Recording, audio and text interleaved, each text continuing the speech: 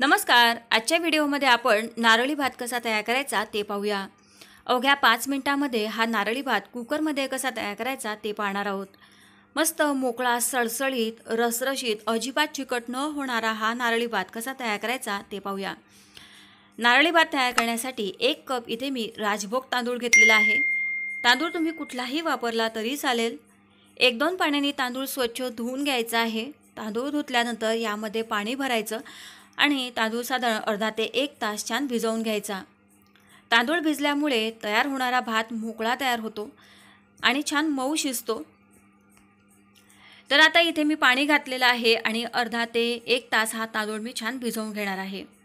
तांदूळ भिजल्यानंतर एखाद्या चाळणीवर हा तांदूळ भिजलेला काढून घ्या, म्हणजे एक्स्ट्राचं जे पाणी आहे ते निघून जाईल, निथळत राहील. भात कुकरमध्ये तयार करायचा आहे, त्यासाठी इथे गॅसवर मी कुकर ठेवलेला आहे. आता यामध्ये तूप घालते आहे. म्हशीचं 1.5 चमचा मी इथे तूप गरम करायला ठेवलेलं आहे.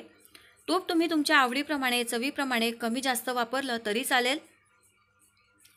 तूप छान गरम झालं की यामध्ये आपल्याला काही खडे मसाले घालायचे आहे.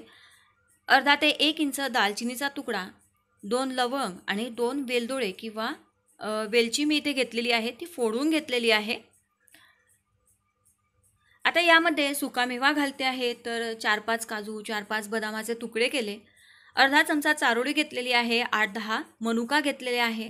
व्यवस्थित सर्व सुकामेवा तुपावर परतून घ्यायचा आहे. छान मनुका फुलतील, मस्त टम्म फुगते तोपर्यंत इथे हा सर्व सुकामेवा मी तुपावर परतून घेणार आहे. सुकामेवा तुम्ही तुमच्या आवडीप्रमाणे कमी जास्त वापरू शकता. घरात जर वेळेवर नसेलच सुकामेवा, नाही वापरला तरी चालेल किंवा एकच कुठलाही सुकामेवा घेतला तरी चालेल. आता लगेचच यामध्ये आपल्याला ओल्या नारळाचा चव घालायचा आहे. ज्या कपाने आपण तांदूळ मोजून घेतला त्याच कपाने मोजून 1 कप एवढा ओल्या नारळाचा चव मी इथे घातलेला आहे. नारळ फोडल्यानंतर छान त्याचा पाठीचा काळा भाग काढून घ्या. एखाद्या बारीक किसणीवरून नारळ किसून घ्या किंवा मोठमोठ्या पीसेसमध्ये कट करा आणि मिक्सरमध्ये फिरवून सुद्धा तुम्ही बारीक करून घेऊ शकता. साधारण अर्धा ते 1 मिनिट हा नारळाचा चव इथे तुपावर छान परतून घ्यायचा आहे. फक्त नारळाचा चवच परतायचा आहे, लगेचच यामध्ये गूळ घालायचा नाही. बऱ्याच वेळा आपण यामध्ये गूळ घालतो, गूळ पूर्णपणे एकजीव होऊ देतो किंवा पूर्ण पातळ होऊ देतो, तोपर्यंत गुळाचा असा चिकटसर पाक तयार होतो आणि त्यामुळे जो भात आहे तो बऱ्याच वेळा चिकटही तयार होतो आणि त्याला खूप जास्त डार्क किंवा असा काळसर रंगसुद्धा येतो. त्यामुळे लगेचच गूळ न घालताना यामध्ये आधी तांदूळ घाला. तांदूळ अगदी हलक्या हाताने व्यवस्थित परतून घ्यायचे आहेत, म्हणजे तांदळाचे तुकडे होणार नाही. गॅसची फ्लेम इथे कमी ठेवायची आहे. ज्या कपाने तुम्ही तांदूळ मोजत आहात बरोबर त्याच कपाने मोजून ओल्या नारळाचा चव बरोबरीने घाला, म्हणजे भाताला खूप छान अप्रतिम अशी चव येते. जर तुम्हाला नारळाचं दूध वापरायचं असेल तर नारळाचा चव तुम्ही नाही वापरला तरी चालेल.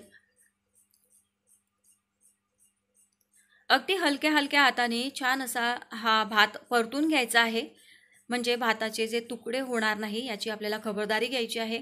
आता यामध्ये आपल्याला पाणी घालायचं आहे. तर ज्या कपाने आपण तांदूळ मोजलेला आहे त्याच कपाने दुप्पट म्हणजे 2 कप इथे मी पाणी घालते आहे. तर हे रूम टेम्परेचरवरचं पाणी आहे, मी गरम करून घेतलेलं पाणी वापरत नाही आहे.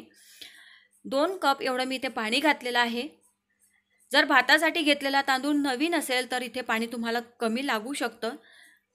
तर मी घेतलेला तांदूळ जुना आहे त्यामुळे दुप्पट पाणी मी इथे घातलेलं आहे. छान मोकळा सळसळीत भात तयार होतो, अजिबात चिकट होत नाही. आता यामध्ये चवीसाठी थोडंसं मीठ घातलेलं आहे. गूळ घालून पदार्थ तयार करतो आहे त्यामुळे जायफळ पावडर अवश्य घाला, छान चव येते. आता यामध्ये या स्टेजला आपल्याला गूळ घालायचा आहे. तर अर्धा कप एवढा मी अगदी बारीक चिरून घेतलेला गूळ घातलेला आहे. 1 कप तांदळासाठी अर्धा कप गूळ अगदी परफेक्ट प्रमाण आहे. परंतु तुम्हाला यापेक्षा जास्त गोड चवीचा भात आवडत असेल तर तुम्ही गूळ जास्त घेतला तरी चालेल. मात्र लक्षात ठेवा, गूळ खूप जास्त घातला तर भात खूप चिकट होतो. शिवाय भाताची जी शिता आहे ते मऊ शिजत नाही. भात खूप असा गार झाल्यावर कडक होतो किंवा खूप असा वातळ तयार होतो. म्हणून गुळाचं प्रमाण प्रमाणातच घ्यायचं आहे. गूळ असा पाण्यामध्ये घालून एकजीव करून घ्यायचा, म्हणजे भात अजिबात चिकट तयार होत नाही, मस्त मोकळा तयार होतो. आता गूळ पाण्यामध्ये पूर्णपणे एकजीव करून घ्यायचा आहे. नंतरच आपल्याला इथे कुकरचं झाकण बंद करायचं आहे. गूळ घातला आणि लगेचच कुकरचं झाकण बंद केलं असं करायचं नाही. गूळ पूर्णपणे पाण्यामध्ये एकजीव होऊ द्यायचा आहे. कारण गूळ तळाशी खाली जाऊन बसतो आणि लगेच तुम्ही झाकण लावलं तर गुळाचा पदार्थ आहे तो लवकर गूळ करपतो, भाताची चवसुद्धा खराब होईल आणि भातसुद्धा जळेल. म्हणून एकजीव करून घ्या गूळ आधी. नंतर यामध्ये आता सर्वात शेवटी पुन्हा 1 चमचा मी साजूक तूप घातलेला आहे. व्यवस्थित असं मिसळून घ्यायचं आहे. जर तुमच्याकडे केसर असेल तर तुम्ही इथे केसरयुक्त दूधसुद्धा घालू शकता, त्यामुळे चव छान येते आणि रंगही छान येतो. मात्र नाही घातलं तरी चालेल. आता इथे गूळ पूर्णपणे एकजीव झाला, 1 चमचा तूप घातला. आता कुकरचं झाकण बंद केलेलं आहे. गॅसची फ्लेम इथे मीडियम आहे आणि मीडियम फ्लेमवर आपल्याला कुकरच्या 3 शिट्ट्या होऊ द्यायच्या आहे. बघा,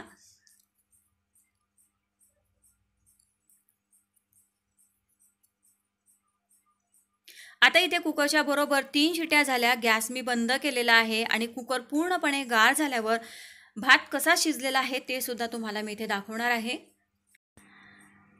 आणि तुम्ही इथे पाहू शकता भात किती छान तयार झालेला आहे.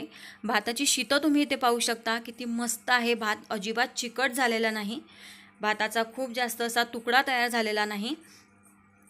भात आता अगदी हलक्या हाताने असा फोडून घ्यायचा आहे, खालीवर हलवून घ्यायचा आहे, मस्त असा मिक्स करून घ्यायचा आहे. तर तुम्ही भातासाठी गूळ कोणत्या रंगाचा वापरला आहे त्या गुळाच्या रंगावर सुद्धा भाताचा रंग अवलंबून आहे. जसा गुळाचा रंग असेल तसा भाताचा रंग बदलेल.